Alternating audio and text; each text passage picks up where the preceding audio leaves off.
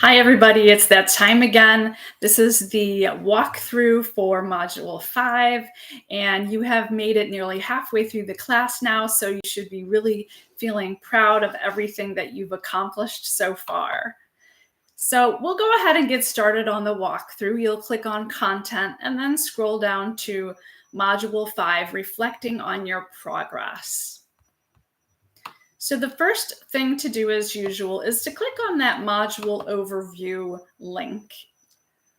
And this will let you know that during Module 5, we're going to be reflecting on our progress in the class. You're going to be thinking about what you've accomplished so far and some goals that you still have and what you would like to continue to work on during the rest of the term. So we'll also be working some more with abstract terms and getting into a definition essay. So go ahead and click the next button. And that'll take you to the module activities. There's some things for you to review in this section as usual. There's some links, the abstract term slideshow, the abstract term concept map. There's some activities to complete, an assignment, and then you'll notice there's some additional writing resources here. So go ahead and make sure that you've looked through all of those resources before you begin to compose your homework for the week. Go ahead and click the next button, and this will take you to the Module 5 discussion on definition writing practice. The next essay we're going to be working on is the definition essay. So this is going to give you an opportunity to kind of get your feet wet and do some practice before diving fully into the essay. So notice that there are a few things that you're going to be doing in this discussion.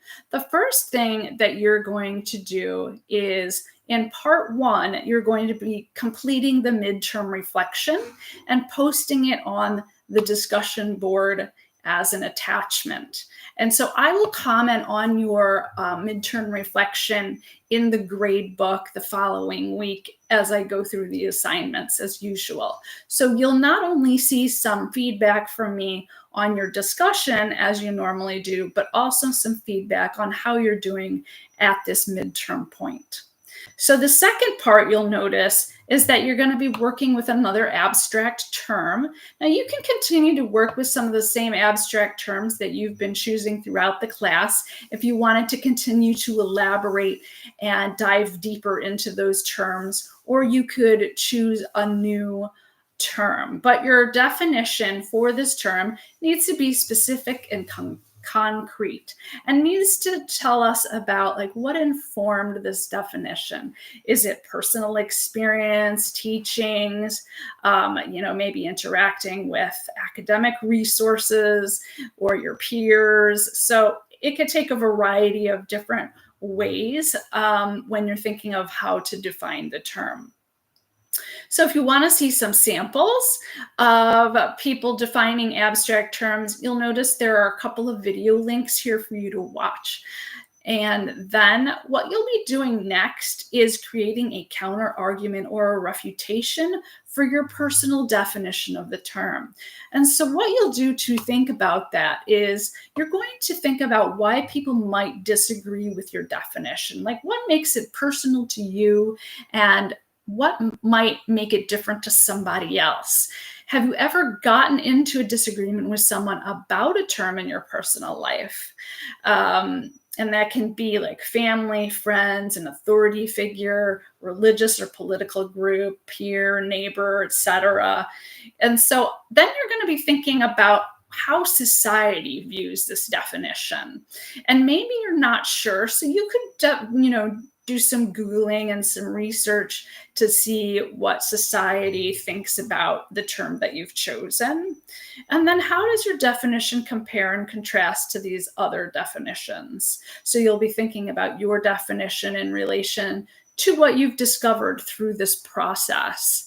And so there's a link here on how to prove some other definitions wrong, some counter arguments and refutations, so that you can get a sense of, what that looks like, how you might go about doing that. And of course, you'll notice that your initial post is due on Wednesday and your 2 response posts are due by Sunday of the week. So go ahead and click the next button, and that's going to take you directly to the definition essay. So again, there are 3 things that you need to submit to me in this Dropbox. I need to see the definition essay, I need to see your process page, and I need to see your resource page.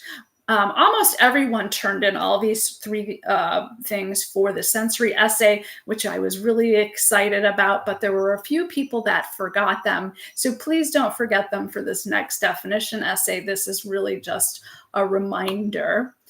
And of course, the more details located in the fine print below, as you can see there in the instructions.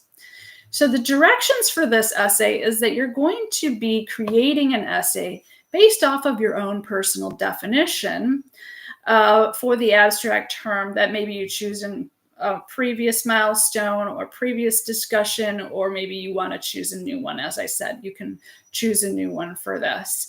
So some things that you can start brainstorming, these are just some questions to get your thinking going.